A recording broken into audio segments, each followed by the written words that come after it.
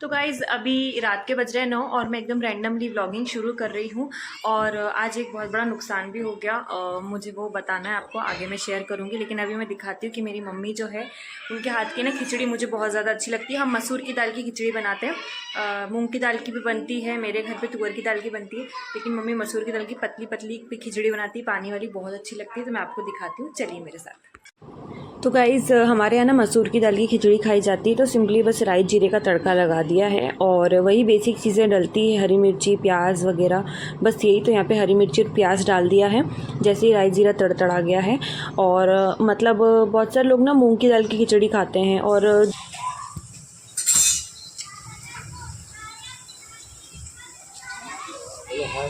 चिकू हाय, चिकू हाय करो, हाय करो, हाय।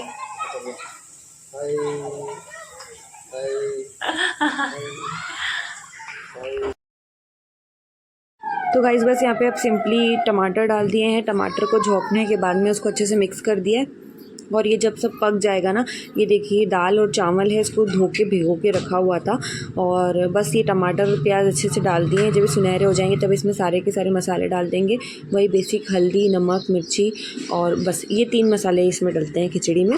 और ये सारी चीज़ें हमारे यहाँ थोड़ा स्पाइसी ज़्यादा खाते हैं मेरे मायके साइड में, क्योंकि हम महाराष्ट्रियन फैमिली से हैं इस वजह से। और फिर यहाँ पर बस दाल चावल डाल दिया है और इसको अच्छी तरीके से ना 1-2 मिनट के लिए ऐसे ऐसे अच्छे से हिलाना है।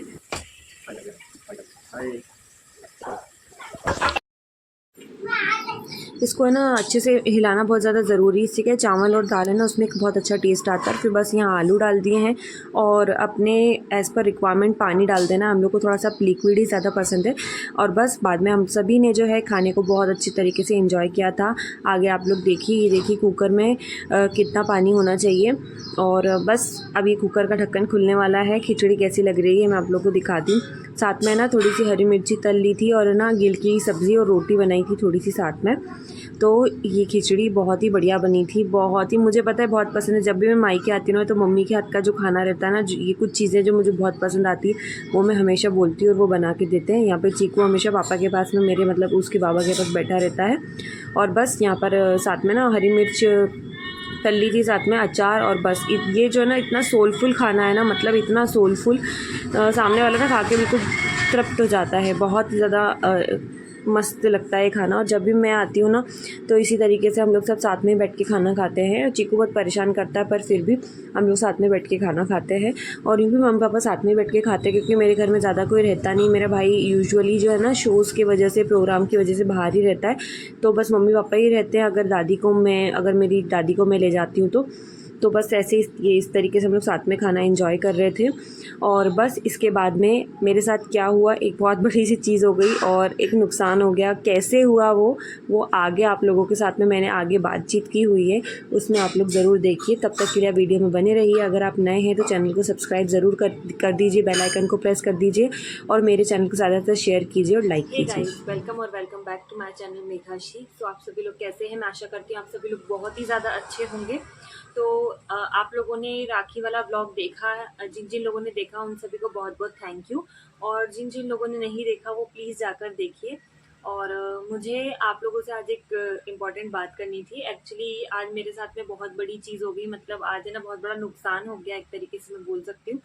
वो नुकसान क्या हुआ है कि अगर आप लोगों ने देखा हो कि अधिक मास में मेरे मम्मी पापा ने ना हम लोगों को खाने पे बुलाया था, बेटी जमाई को। तो उन्होंने हमको बाद में जो शगुन के लिए जो कपड़े किए थे ना, तो वो कपड़े, अब जैसे मैंने आपको बताया है कि मैं ना अपने जहाँ मैं रहती हूँ वहाँ पर मेरा सिलाई वगैरह का, स्टिचिंग वगैरह का कोई काम मैं नहीं करवाती हूँ। सारा काम मेरा यहीं पे होता है, मेरी मम्मी के घर के यहाँ पर। तो मैं अपने साथ में उसको रख के ले आई थी और कि मैं इसे अल्टर करवा लूंगी, और मैंने उसको यहाँ लाकर अल्टर भी करवा लिया था उस कुर्ती को। लेकिन उसके बाद मेरे साथ क्या हुआ मैं आपको दिखाती हूँ। मतलब मुझे इतना ज़्यादा अफसोस हो रहा है और इतना बुरा लग रहा है ना कि मैं कुछ बोल नहीं सकती। मैं स्पीचलेस हो गई हूँ कि मतलब जब आपने कोई चीज़ पहनी ना हो और वो ख़राब हो जाए, या आपका उसको पहनने के लिए बहुत एक्साइटमेंट हो और वो गिफ्टेड हो स्पेशली, और वो चीज़ एकदम ख़राब हो जाए और आप उसके लिए कुछ भी नहीं कर सकते, तो उसके लिए कितना ज़्यादा दुख होता है। तो बस यही चीज़ है। ये रही मेरी कुर्ती। सबसे पहले मैं दिखा देती हूँ आपको, ये देखिए कितनी ब्यूटीफुल कुर्ती है ना। इसका वर्क देखिए ना, बिल्कुल चिकनकारी टाइप का वर्क है और पूरा नायरा पैटर्न में ये थी कुर्ती। लेकिन अब आप देखिए कि इसके साथ हुआ क्या। ये देखिए, दिख रहा है आपको ये स्टेन? वैसे यहाँ से दिखा, ये देखिए ब्लैक ब्लैक सा स्टेन दिख रहा है और ऐसा ही सेम स्टेन स्टेन जो है ना वो मैं पीछे की तरफ भी दिखाती हूँ। ये दिख रहा है? ये एक्चुअल में क्या हुआ, हाँ, मेरे जो राखी के गिफ्ट्स हैं, मुझे राखी पे क्या क्या मिला है, वो सारे के सारे गिफ्ट्स हैं, मैं आपके साथ में मेरे घर जाके शेयर करूंगी। मुझे बहुत कुछ मिला है राखी पे और हमेशा ही मिलता है। मैंने आपसे कहा भी था जब मैं अपने राखी के लिए मायके आने के लिए पैकिंग कर रही थी कि हम लोग के साथ ऐसा होता है ना, हम लड़कियों के साथ में कि हम लेके तो एक जितना बैग हम लेके जाते हैं ना उससे डबल हम भर के लेके आते हैं। तो मेरे साथ तो वो चीज़ बिल्कुल होती ही होती है कि मैं जितना सामान लेके जाती हूँ ना उससे ज़्यादा तो मैं लेके आती हूँ। एक बैग मेरा एक्स्ट्रा बन ही जाता है। तो वही चीज़ मेरे साथ में अभी भी हुई है। तो क्या हुआ था ना गाइज कि मेरे मम्मी पापा ने ना इस बार भी मेरे लिए ना एक ब्लैक कलर की कुर्ती है वो रख के रखी थी। और मैंने इन सारे के सारे कुर्तों को ना मैंने एक साथ में अल्टर करने के लिए दे दिया था और फिर अल्टर जिनसे मैंने करवाया था उनसे मैंने वापस भी ले लिया।